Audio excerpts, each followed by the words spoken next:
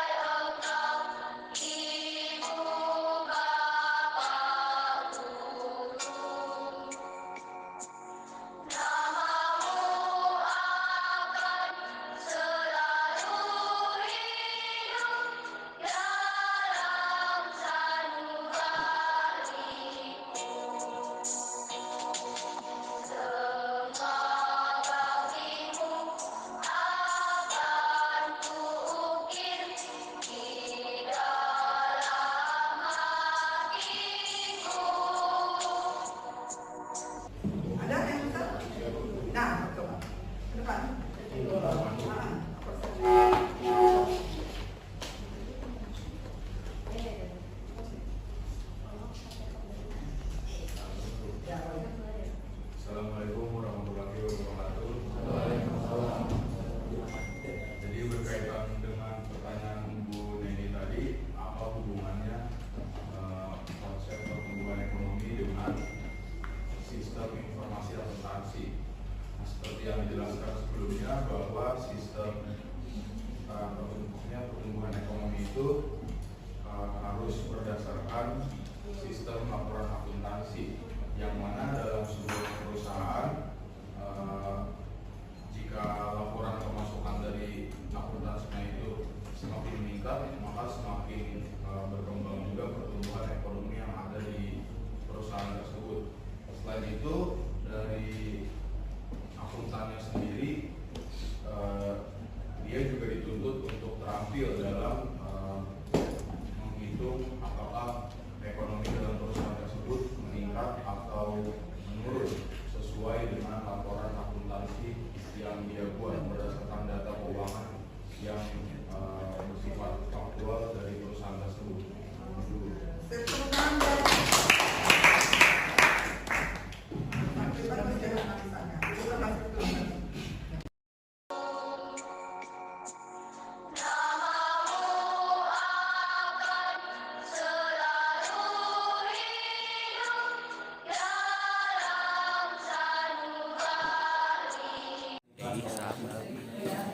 Sekarang ada dampak pertumbuhan ekonomi terhadap masyarakat. Jadi pertumbuhan ekonomi memiliki dampak positif dan negatif bagi masyarakat. Dampak positifnya antara lain meningkatkan kesejahteraan, kesempatan kerja dan kemajuan sosial. Jadi yang pertama ada peningkatan kesejahteraan, yaitu meningkatnya pendapatan dan kualitas hidup masyarakat. Yang kedua ada penciptaan lapangan kerja, yaitu meningkatkan kesempatan kerja dan mengurangi tingkat pengangguran. Dan yang ketiga ada kemajuan sosial, yaitu meningkatnya akses terhadap pendidikan, kesehatan dan infrastruktur. Jadi selanjutnya ada tantangan dan kendala dalam mencapai pertumbuhan ekonomi. Jadi ada banyak tantangan dan kendala yang dihadapi dalam mencapai pertumbuhan ekonomi berkelanjutan. Jadi tantangan tersebut perlu diatasi untuk mencapai pertumbuhan ekonomi yang inklusif dan berkelanjutan. Jadi yang pertama ada ketimpangan pendapatan. Ketimpangan pendapatan dapat menghambat pertumbuhan ekonomi karena mengurangi konsumsi dan investasi masyarakat. Yang kedua ada krisis ekonomi global. Jadi krisis ekonomi global dapat berdampak negatif terhadap perekonomian suatu negara, seperti penurunan permintaan dan investasi. Yang ketiga, kerusakan lingkungan. Kerusakan lingkungan dapat menghambat pertumbuhan ekonomi jangka panjang karena mengurangi sumber daya alam dan produktivitas. Dan yang terakhir ada konflik dan kerusuhan. Jadi konflik yang terus dapat mengganggu stabilitas ekonomi dan sosial sehingga menghambat pertumbuhan ekonomi. Oke, tepuk tangan buat mereka. Perhatikan. Negara mana yang kemarin-kemarin sempat nasional, produksi nasional, ekonomi nasional, atau pendapatan Jadi pertumbuhan ekonomi itu keadaan di mana terjadi kenaikan GDP, tapi dia tidak disertai dengan adanya perubahan lain. Lalu di sini ada faktor-faktornya yang menentukan pertumbuhan ekonomi. yaitu Yang pertama ada tanah dan kekayaan alam, kemudian yang kedua jumlah dan mutu penduduk dan tenaga kerja, yang ketiga barang-barang modal dan teknologi, selanjutnya faktor yang keempat ada manajemen, yang kelima kewirausahaan atau entrepreneurship, yang keenam sistem sosial dan sikap masyarakat, dan yang ketujuh ada luas pasar sebagai sumber pertumbuhan. jadi ketujuh tadi itu faktor yang menentukan pertumbuhan ekonomi. Nah, selanjutnya Lalu di sini kita masuk ke teori pertumbuhan ekonomi. Di sini teori pertumbuhan ekonomi ada empat, yaitu ada perbedaan merkantilisme, pandangan mengenai lalu pertumbuhan klasik, ekonomi. neoklasik, dan Perbedaan historis. pandangan inilah yang Tadi menghasilkan ada teori sedikit perbedaan dengan yang di presentasi aku. Kalau yang di presentasi itu ada yang namanya historis diganti sama di sini. Teori yang pertama ada teori merkantilisme. ya endogen. Kemudian Itu agak beda sih sama yang di sini, cuman untuk yang klasik sama neoklasik itu sama. Selanjutnya yang ketiga ada teori neoklasik, dan yang keempat ada teori historis. Untuk lebih jelasnya akan kita bahas di slide selanjutnya ya. Oke, jadi teori di sini yang Oke, dijelaskan di sini teori kita masuk ke merkantilisme teori ini pertumbuhan ekonomi yang pertama, yaitu teori merkantilisme. Dan pertumbuhan ekonominya. Oke, dan suatu negara. jadi menurut aliran merkantilisme ini, pertumbuhan ekonomi suatu negara itu ditentukan oleh tiga hal, yaitu peningkatan perdagangan internasional, penambahan pemasaran hasil industri, dan surplus dalam neraca perdagangan suatu negara. Di sini tidak disebutkan siapa yang mencetuskan tokoh tersebut, tapi kita tahu tiga hal tadi. Tiga tanda Masalah tiga lagi. tiga terus menerus main. Kan pada baik to berjelas. masih kelihatan sini ya? The principle of political and taxation.